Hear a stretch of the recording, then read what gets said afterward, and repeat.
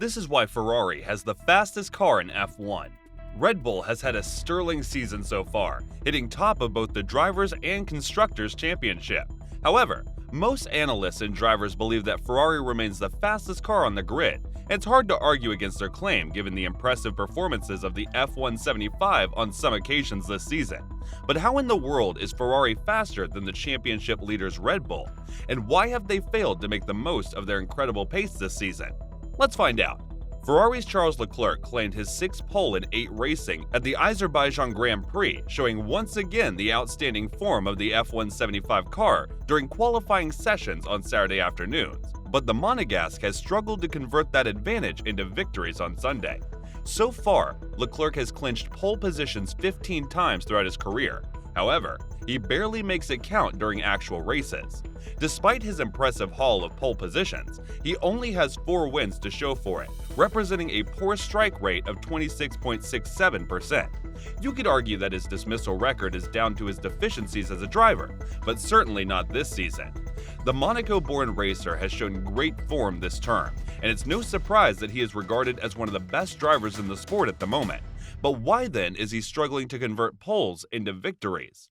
Let's take a trip back to the Spanish Grand Prix in May. Charles Leclerc had finished in pole position ahead of reigning world champion Max Verstappen. The Monégasque started the race in commanding fashion and looked on course to claim a comfortable victory until his engine gave up in the 27th lap, and boom, his race was over. Commenting on the incident, Ferrari team boss Matteo Binotto said, "Clearly we're not happy with today's results. It's disappointing to have a problem with the power unit that robbed Charles of what it would have been a well-deserved win, especially as the team in Maranello has done an excellent job of developing the power unit this season." Going into the Spanish Grand Prix, many people expected a different race with temperatures rising well over 30 degrees Celsius, with George Russell predicting that it was going to be one of the most challenging races of the season. But in the end, Leclerc was the only one affected on the day. And it wasn't about the pace. Ferrari's F175 has been the fastest car on the grid this season, but it has also been Ferrari's biggest Achilles heel this season. Realizing the need to improve the situation, Matteo Binotto promised more upgrades going forward. In the next few races, the development will be key. After 6 races, our team has been able to evolve the car in the right direction, which is an important element. So what direction have they been able to develop in so far? Binotto said. A few races down the line, we're beginning to see which direction the team is headed in terms of development. For a start, Ferrari adjusted the floor of the car to regulate the flow of air underneath it better, and that proved to be the perfect fix for the proposing issue that hampered the performance of the car. Since then, the Ferrari F175 car has become significantly better and faster than all other cars on the grid, especially when navigating the corners. And this was evident in the Monaco Grand Prix, where Charles Leclerc claimed pole position ahead of teammate Carlos Sainz as Ferrari secured a well-deserved front row lockout in qualifying. It also provided the much-needed downforce that allowed Charles Leclerc and Carlos Sainz breeze through the corners. But unfortunately, a bad call saw Ferrari throw away this advantage. The team mistakenly called both Leclerc and Sainz for a pit stop at the same time. Realizing their mistake, they quickly ordered Leclerc to stay out and continue racing, but it was too late. By the time he was done pitting, he was behind the 2 Red Bull cars. The Monaco native driver also watched in dismay as his teammate Carlos Sainz drifted past him with ease, and once he lost his advantage, there was no way he was getting ahead of the pack in front of him, especially on a narrow track like the one in Monaco. Even more disappointing is the fact that it was the 2nd year in a row where Charles Leclerc had failed to convert pole position into victory on his home track. Reacting to the incident, a visibly disappointed Leclerc said, "No words. I know the season is long, but we cannot do that." "It was a freaking disaster today," he added. "The win was clearly in our hands. We had the performance. We had everything. I just don't really understand the call that I had, and I need explanations for now." Well, Leclerc's anger at the team was justified, and his comment could have not been more apt. He knew quite well that a win here would have fired him back to the top of the championship, and he was in the driver's seat up until the moment when the team made the call to pit him at the wrong time.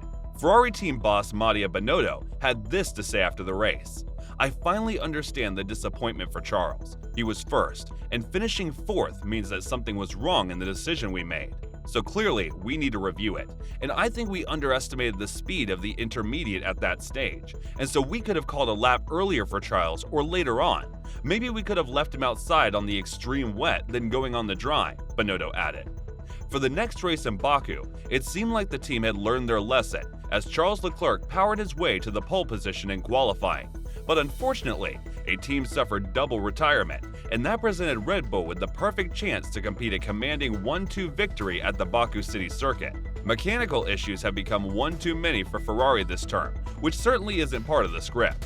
During the preseason test event in Spain, the Prancing Horse brand completed 439 laps in 3 days, the most of any team that participated in the test session. Due to these performances, Fernando Alonso hailed this F175 as the fastest car on the grid. Ferrari seems to be the fastest car, which is surely a surprise, the two-time Formula One champion who raced for Ferrari said. So why then is Ferrari struggling to win races? The obvious reason for Ferrari's inconsistency this season has been mechanical issues. The Prancing Horse team has been plagued with one too many issues that have cost them valuable points even from winning positions. And as we all know, having a fast car doesn't exactly guarantee victories in Formula One. A fast car definitely helps, but that advantage is almost useless if the car is unreliable. Ferrari has also come short a few times this season in terms of strategy. Some of the in-race decisions that the team has taken have been abysmal, like we saw at Monaco. Former world champion Nico Rosberg highlighted this in his assessment of the team after the Monaco Grand Prix. It's never been a strength of theirs. In fact, it's been quite a weakness all of these years, and they've never really improved. The best strategically are usually Red Bull and Mercedes by far. Ferrari really needs to raise their levels so far. When quizzed about the poor strategy issues, Charles Leclerc said he doesn't want to think about it. I mean, my job is to drive the car, and I will try to drive the car the fastest way possible. And then these choices are not made by me. It's more Mattia who will take care of these choices. Ferrari's decision to upgrade the F175 early on in the season while other teams were contemplating whether or not to make changes has proven to be a genius move, although the Prancing Horse brand has failed to make the most out of it so far. However, there's no doubt about the pace of their car, and they're certainly one of the teams that can challenge Red Bull for the championship if things go their way.